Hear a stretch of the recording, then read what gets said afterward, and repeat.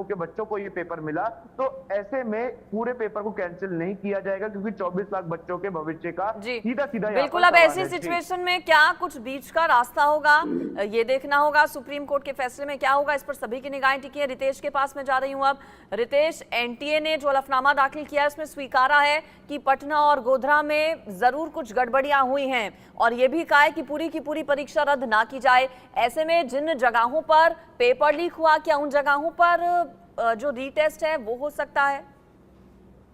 देखिए, सबसे बड़ी बात है कि आयुष ने तमाम जो टेक्निकल चीजें हैं सुप्रीम कोर्ट में हियरिंग के दौरान जो हुई वो बड़े अच्छे से अभी उन्होंने बताया है। लेकिन सवाल ये उठता है कि आप फ्रीक्वेंसी कैसे, क्या है एनटीए के पास फ्रीक्वेंसी मापने का पैमाना क्या है? फ्रीक्वेंसी यानी कितने अभ्यर्थियों के पास क्वेश्चन पेपर पहुंचा। जब बार बार जिक्र हो रहा है कि परीक्षा से ठीक एक दिन पहले यानी 4 मई को 25 से 30 छात्रों को क्वेश्चन रटवाया गया, जो व्हाइट कलर की डस्टर गाड़ी है उसमें बुकलेट मिले, जले हुए बुकलेट पेपर मिलते हैं, ओएससी स्कूल जो हजारीबाग में है वहां पर सारी चीजें जो हैं वो गड़बड़ होती हैं। तो ये आखिर एनटीए के पास क्या पैमाना है कि कितने, क्या, कैसे वो इतने आश्वस्त हैं कि पटना और गोधरा में ही कुछ गड़बड़ी हुई है? क्या अन्य सेंटर पे गड़बड़ी नहीं हुई है? क्योंकि पूरा मामला जो है वो जांच के दायरे में है। सीबीआई इस पूरे मामले को इन्वेस्टिगेट कर रही है और पूरा मामला जो है जांच की प्रक्रिया में ही है, कोई ऐसा नहीं है कि जांच समाप्त हो गई है। तो आखिर एनटीए इतना आश्वस्त, इतना कॉन्फिडेंट कैसे है कि सिर्फ 2 ही जगहों पर गड़बड़ी हुई है? हो सकता है गड़बड़ी कई जगहों पर हुई होगी जहां पर अभी सीबीआई का पहुंचना बाकी है। तो इस पर अब सुप्रीम कोर्ट को काफी ही सोच समझकर फैसला लेने की जरूरत है, क्योंकि देश के 24 लाख बच्चों के भविष्य की बात है और लगातार बच्चों से भी इंडिया न्यूज की बातचीत हो रही है। उसमें अगर हम देखें तो एक आंकड़ा निकालें तो ज्यादातर बच्चों का यही कहना है कि रीनीट हो जाए, क्योंकि बड़ी ही कंफ्यूजिंग स्थिति है, कुछ समझ में नहीं आ रहा है कि किसको फायदा पहुंचा किसको नहीं पहुंचा। बच्चों का साफ तौर पे कहना है कि अगर मेहनत से उन्होंने एग्जाम दिया है तो दोबारा भी वो एग्जाम देंगे, और जो लोग लेबोरियस होंगे, जिन्होंने परिश्रम किया होगा, काफी पढ़ाई की होगी, फिर से वो उनके लिए कोई दिक्कत नहीं है। तो जब देश के इतने सारे बच्चों की मांग है तो जाहिर सी बात है कि सर्वोच्च न्यायालय इस पर कोई गंभीर और ऐसा फैसला लेंगे जिससे देश के बच्चों को न्याय मिल सके। क्योंकि एनटीए, आप पहले दिन कह रहे थे कि पेपर लीक नहीं हुआ, तो पेपर लीक जब नहीं हुआ तो इतने साक्ष्य सबूत कहां से आ गए?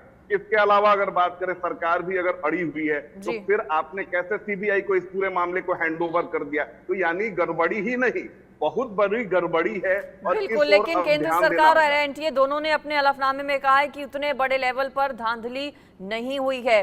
जयेश सोनी के पास मैं जाती हूँ जो कि गुजरात से मेरे साथ हैं। जयेश, गोधरा कनेक्शन सामने आया, इसके अलावा कई अलग अलग मॉड्यूल सामने आए। आज सुप्रीम कोर्ट में होने वाली सुनवाई पर तो निगाहें टिकी ही हैं। इसके अलावा गुजरात में अगर जांच की बात करें तो उसको लेकर क्या अपडेट? जी बिल्कुल, मैं आपको बता दूं, जिस तरह से बाकी जगहों पर सीबीआई ने जांच की थी, गुजरात के अंदर भी सारा जो मामला है वो सीबीआई के हैंडओवर किया गया था। और उसके बाद सीबीआई ने जिस सेंटर के अंदर ये जो पूरा मामला सामने आया था उस सेंटर के चेयरमैन को गिरफ्तार किया था। 4 दिन तक उसके रिमांड लिए थे और बहुत सारी जो चीजें हैं वो जानने की कोशिश की थी।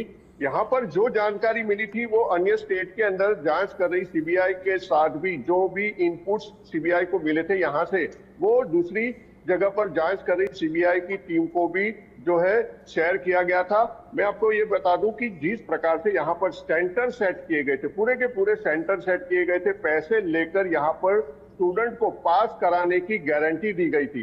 जो एग्जाम लेने वाले जो सुपरवाइजर थे वो और प्रिंसिपल दोनों इस मामले के अंदर दोषी पाए गए, उनको गिरफ्तार किया गया था। उसके बाद सेंटर के चेयरमैन को भी दोषी पाया गया। तो इस तरह के और भी सेंटर जो है वो सेट हो सकते हैं। इसी दिशा में सीबीआई ने जांच की थी और 7 से ज्यादा सेंटर पर उन्होंने छापेमारी की थी, कई लोगों से पूछताछ भी की है। बिल्कुल, देखिए एक तरफ सीबीआई की जांच तेजी के साथ आगे बढ़ रही है, कई लोगों पर शिकंजा सीबीआई की टीम कस रही है इस पूरे नीट पेपर लीक मामले में। वहीं दूसरी तरफ सुप्रीम कोर्ट में आज है अहम सुनवाई। आप सभी का फिलहाल बहुत शुक्रिया इस पूरी खबर पर जानकारी देने के लिए। खबरों में आगे बढ़ते हैं और अब आपको बता दें बड़ी खबर बिहार से, जहां आकाशीय बिजली गिरने से बिहार में हाहाकार मचा हुआ है। आकाशीय बिजली गिरने से 21 लोगों की मौत हुई है। 24 घंटे में आकाशीय बिजली गिरने से 21 लोगों की मौत